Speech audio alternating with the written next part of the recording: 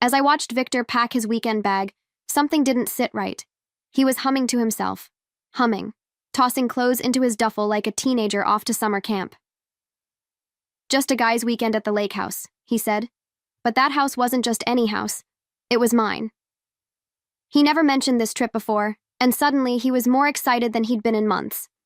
I asked who was going, trying to sound casual. He rattled off a few names I recognized, but none of them sounded real in that moment. I smiled, kissed his cheek, and wished him fun. But inside, something was beginning to stir. Something I hadn't felt in a long time. Doubt. Later that evening, I curled up on the couch with my tea, scrolling through social media without much thought, until I saw it. A photo, tagged and bright, popped up on my feed. Victor, at the summer house. But he wasn't alone. There was a woman in the background. Bare shoulders, a wine glass, and a smile I'd never seen before. I stared at the photo for a long time, my thumb frozen mid-scroll. My first thought wasn't even rage, it was disbelief. That summer house held so many memories, all tied to my family. My grandmother's laugh echoing off the porch, my mother sewing those floral curtains in the guest room, and now it was being used like a cheap hotel in someone else's romance. The wine bottle on the table caught my eye next. A vintage Merlot I'd been saving for our anniversary, still unopened when I last checked. Now it was half empty, sitting between Victor and that woman like a trophy. I zoomed in on the label, just to be sure. My chest tightened. He hadn't just lied. He'd taken something sacred and turned it into background decor for his little escape. And still, I didn't cry. Not yet. What I felt was something colder. Sharper. Like glass cracking beneath your feet. Slow and inevitable. I clicked on the woman's profile. Her name was Livia. Of course it was. Pretty, polished, all curated smiles and filtered sunrises. And now, she was in my house, sitting on my deck, sipping my wine, with my husband. I closed the app and set my phone down like it might burn me. My mind was already racing, but not with questions. No, I wasn't wondering why he did it. I knew that story by heart. What hit me was where he chose to do it. Out of all the places, he went there. To the only home that ever felt like mine. To the one place I thought was safe from this kind of betrayal. I started replaying conversations. Subtle comments Victor had made about needing space, about how the house just sat there. At the time, I brushed it off. After all, marriage has its quiet seasons. But now I realized he wasn't looking for peace. He was looking for privacy, and he thought I'd never notice, or worse, that I wouldn't care enough to look. But I saw enough. Enough to understand the difference between a mistake and a choice. He didn't just betray me. He violated something personal, a legacy. And in that moment, I made a quiet promise to myself. He might have forgotten what that house meant, but I hadn't. And I wasn't about to let him rewrite its story. I didn't sleep that night, not really. I laid there with the glow of my phone lighting up the room, digging deeper. Every click felt like peeling off a layer of skin. I started with Livia's profile, then moved to Victor's likes, his comments, the trail he didn't bother covering. It wasn't just a fling. This had been going on for months. Right under my nose, there were photos, not many, but enough. A wine glass here, a familiar blanket there. I recognized the guest room throw pillow she used in a selfie. My grandmother had crocheted that pillow. I felt sick. He didn't just bring her into the house, he let her nest. She walked my floors, slept in my bed, posted about peaceful escapes like she hadn't hijacked my memories. Then I saw the worst of it, a caption on one of her posts. "Sometimes the best places are borrowed." Borrowed. Like my family's home was a weekend rental, like she was doing me a favor by using it. The comments were filled with heart emojis and "so jealous" replies. I stared at the screen and realized they didn't just cross a line, they danced on it. I kept scrolling, numb but focused. It wasn't just the pictures, it was the details, the little things they probably thought no one would notice. The wine Victor poured for her? That was from the crate my father gave us when we got married. He wrote our initials on the label with a gold marker. I saw it sitting on the patio table, half drunk, like a souvenir in someone else's love story. Then there were the sheets. The camera angle caught just enough. ivory cotton with lavender embroidery. My mother's hands had sewn every stitch. They were meant to be passed down, not passed around. Livia was lounging on them in a robe I didn't recognize, but the bed was mine, and now every thread felt soiled. It wasn't heartbreak I felt. It was erasure. Somehow, the smallest things cut the deepest. A chipped mug on the kitchen counter, one I'd painted with my niece last summer. The garden she posted about with pride, captioned like she'd planted those hydrangeas herself. Every object she touched had a story, and none of them belonged to her. It was like watching someone wear your clothes, your skin, and pretend they were home. I paused and stared at the screen, the glow reflecting off eyes I hadn't even realized were tearing up. But still, no sobs, no dramatic collapse. Just this sharp, unrelenting awareness. This wasn't just about infidelity. It was about invasion. They didn't just take each other.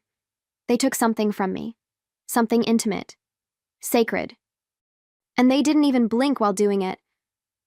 I thought about calling him, about screaming, about driving there in the dead of night and dragging them both out by the collar. But rage wasn't what filled me. Not yet. What I felt was focus. Like everything that mattered had suddenly snapped into place. My name was still on that deed.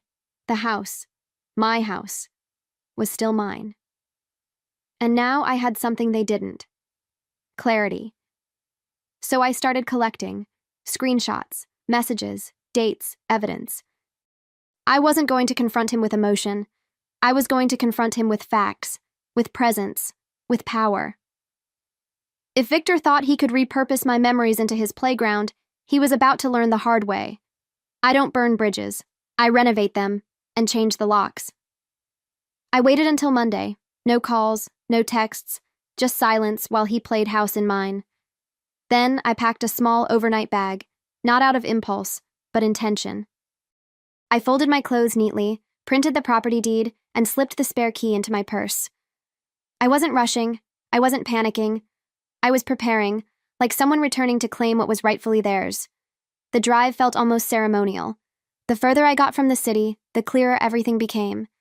Each mile peeled back another layer of grief and gave way to something steadier, dignity. I remembered helping my grandmother paint those shutters, laughing as she scolded me for missing spots. That house wasn't a backdrop to someone else's affair. It was my history, and I was done letting it be disrespected. I pulled up to the gravel driveway just after 9. The same hydrangeas were blooming, the same swing creaked in the breeze, but everything felt different. Not because the house had changed, because I had. My heart wasn't racing. My hands didn't shake. I unlocked the door like someone who belonged there, because I did. And whatever scene waited inside, I was ready. I stepped inside, and it hit me all at once. The smell of coffee, the faint hum of jazz from the speakers, the clinking of silverware on ceramic. They were having breakfast, like they owned the morning, like they belonged. I followed the sounds to the patio, each step measured, each breath deliberate. I wasn't sneaking in. I was arriving. There's a difference. Victor sat at the table, halfway through a bite of toast. He looked up mid-chew and froze. The fork dropped from his hand, clattering against the plate. Livia turned slowly, confusion creasing her perfect forehead. She was wearing one of his shirts, my old shirt if I wasn't mistaken. For a moment, nobody spoke.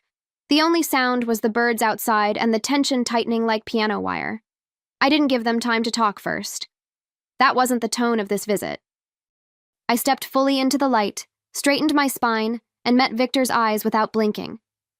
He looked like a man caught robbing his own house, except it wasn't his. It never was.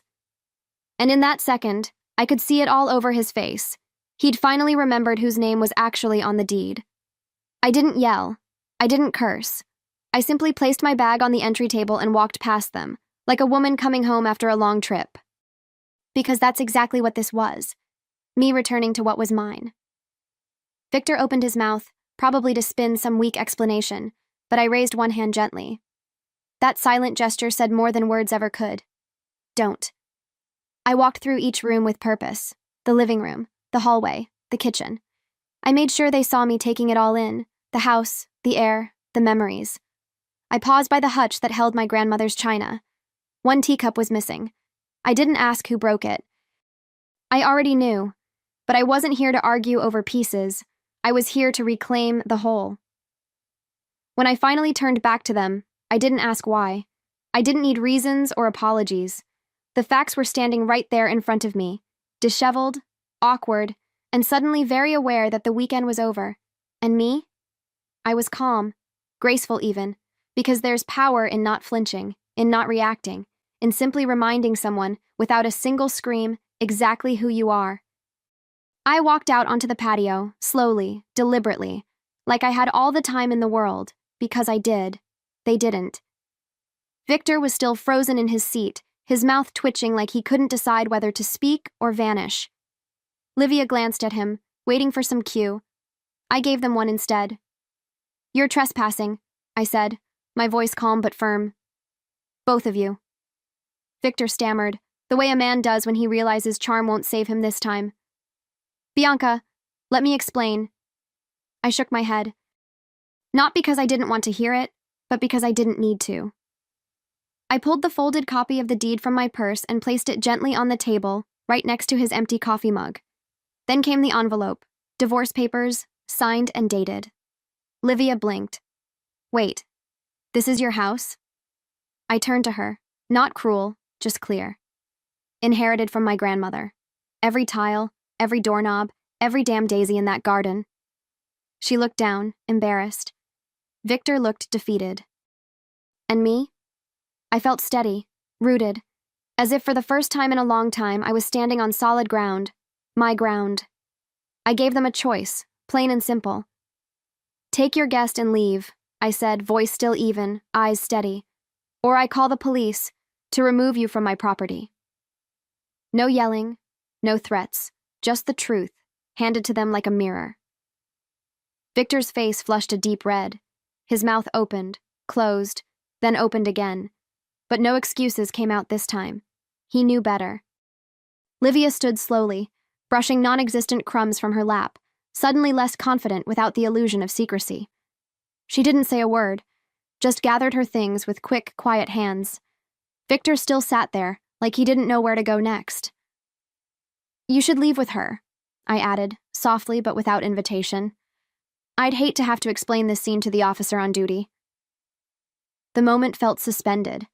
Him staring at me like he might still have a chance to explain, to justify. But there was nothing left to salvage. The house wasn't his to apologize for. The marriage wasn't his to mend.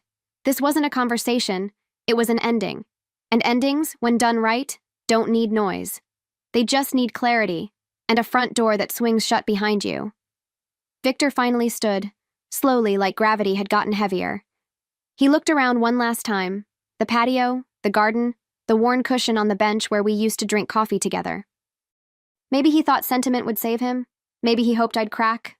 But I didn't. I gave him nothing. No tears, no flashbacks, just presence. He had gambled everything, and lost.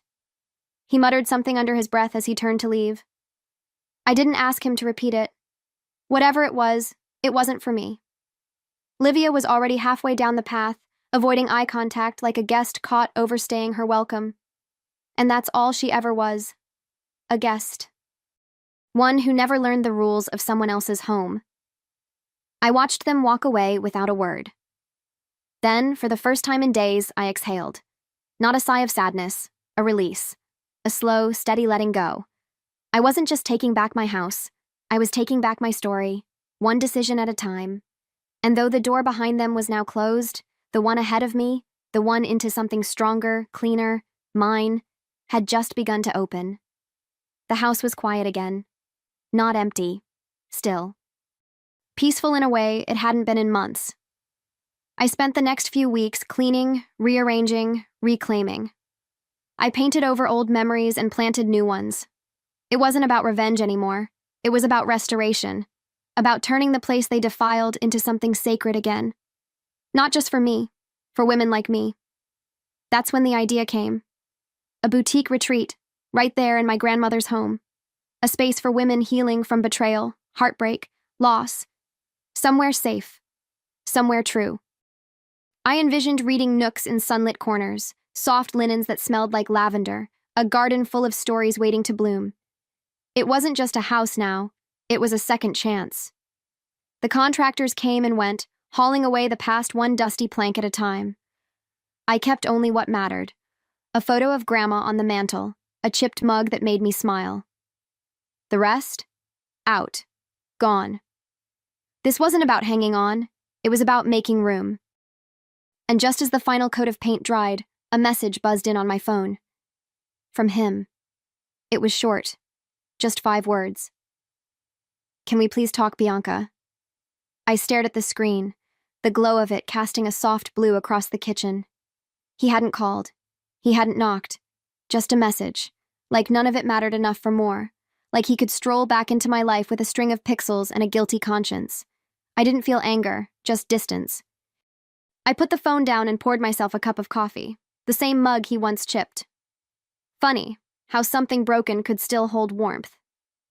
I sipped slowly, watching the breeze tug at the white curtains I'd just hung. I thought about the women who would soon walk through that front door. Women who had been silenced, shamed, sidelined. They wouldn't find pity here. They'd find peace. The phone buzzed again. Another message. I miss you. This time I smiled. Not because I missed him too, I didn't, but because he still didn't get it. He never did. This wasn't about what he missed. This was about what I remembered, who I was before I shrank to fit his comfort, and who I'd become now that I'd stopped apologizing for outgrowing him. I picked up the phone, typed 2 words, and hit send. Private property. No explanation, no opening, just a boundary. Firm, final, mine. He may have thought he was being clever, sentimental even, trying to slip through the back door with regret. But there were no more doors open to him here. What he left behind wasn't an invitation, it was a locked gate. Weeks later, the house opened for its first guests. I greeted each woman with fresh towels, warm tea, and something Victor never gave me. Respect. We shared stories under starlight, laughed in the kitchen, cried in the garden. And every time someone said, "This place feels like home," I knew I'd done it. I had taken pain and turned it into purpose. Heartbreak into healing. He turned my sanctuary into a scandal. I turned it into a legacy. That's the part they never see coming. The aftermath, the rebuilding. The quiet power of a woman who doesn't just survive betrayal, but builds a life so beautiful it makes the betrayal irrelevant. This wasn't his house. It never was. And now, it's something better than revenge. It's mine.